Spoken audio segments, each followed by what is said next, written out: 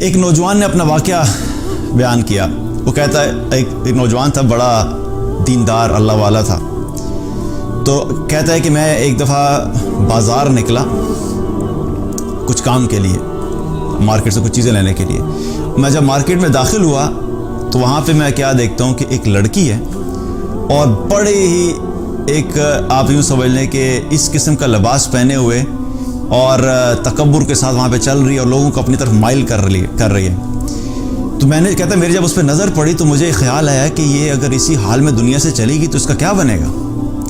تو کہتا میں نے سوچا کہ میں جا کے بات کرتا ہوں. کہتا میں نے ہمت کی اور ہمت کر کے جا کے میں نے اس سے بات کی اور میں نے جا کے کہا کہ سسٹر بات سنیے, آپ یہ جس حلیے میں پھر رہی ہیں آپ سوچئے کہ اگر اسی حال میں ملک الموت آ گئے تو آپ اللہ کے سامنے کیا منہ لے کے جائیں گی.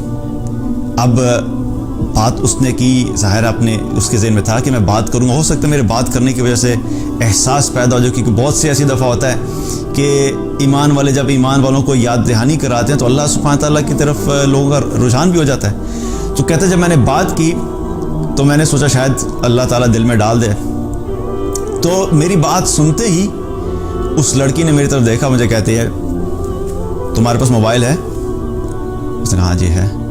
کہتا اپنا موبائل نکالو اور اپنے رب کو کال ملاؤ اور اس کو کہو کہ بھیج دے ملک الموت کو. وہ لڑکا کہتا ہے کہ میں نے جب یہ بات سنی تو میرا جسم کانپ گیا اور مجھ پہ ایسا خوف طاری ہوا کہ یہ نہ ہو کہ ابھی زمین پھٹے اور اس کے ساتھ میں بھی یہاں پہ دھنس جاؤں. اور یاد رکھیے کہ جو شخص اللہ کو جانتا ہے, اللہ کے دین کو جانتا ہے, جس نے قرآن پڑھا ہوا ہے, جو اللہ کی عظمت کو جانتا ہے, اللہ کے غضب کو جانتا ہے, اللہ کے غصے کو جانتا ہے, اللہ کی طاقت کو جانتا ہے, تو جو جاننے والا ہوتا ہے نا اس کے لیے بہت بڑی بات ہوتی ہے. اور جس شخص نے یہ پڑھا ہو کہ جتنی قوموں نے بھی تکبر کیا, جتنے لوگوں نے بھی اللہ کو للکارا, جتنے لوگوں نے بھی اللہ کی نافرمانی کر کے اللہ ہی کو چیلنج کیا, ان کا کیا حال ہوا. جو یہ جانتا ہو کہ قوم نوح نے جب اللہ کی نافرمانی کی تو اللہ نے قوم نوح کے ساتھ کیا کیا, قوم عاد نے جب اللہ کی نافرمانی کی اور تکبر کیا تو قوم عاد کے ساتھ اللہ نے کیا کیا, قوم سمود کے ساتھ اللہ نے کیا کیا, قوم شعیب کے ساتھ اللہ نے کیا کیا, قوم لوط کے ساتھ اللہ نے کیا کیا.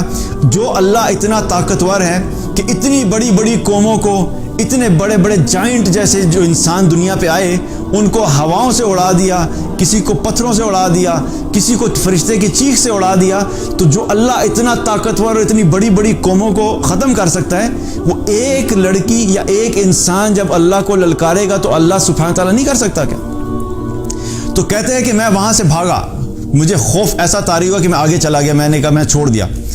میں تھوڑا سا آگے گیا تھا اپنے کام سے, مارکیٹ کے کنارے پہ پہنچا, اتنے میں کیا دیکھتا ہوں کہ پیچھے سے چیخو پکار کی آواز آ رہی ہے اور لوگ رو رہے ہیں. میں واپس جب آیا میں نے دیکھا پتہ نہیں کیا انسیڈنٹ پیش آیا. کہتا جب میں واپس آ کے پہنچا تو کیا دیکھتا ہوں کہ وہ لڑکی اسی جگہ پر مری پڑی ہے جہاں پہ اس نے یہ کہا تھا کہ بھیجو ملک الموت کو. اللہ اکبر کبیرہ.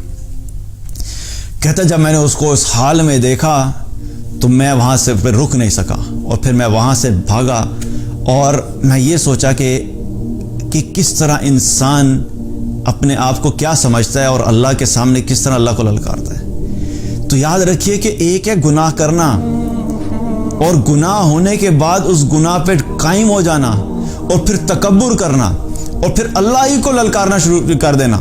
یہ بہت بڑا ظلم ہے اور انسان کبھی کبھی شیطان کے ایسے وسوسوں میں آ جاتا ہے اور ایسے برے طریقے سے ٹریپ ہو جاتا ہے کہ اس کے دل سے اللہ کی عظمت بالکل ختم ہو جاتی ہے. تو گناہ اگر ہو بھی گیا ہے تو یاد رکھو کہ کبھی اللہ کے سامنے یہ جرت نہیں کرو کہ گناہ کی بنیاد کے اوپر اللہ کے سامنے ہی تکبر کرنا شروع کر دیں.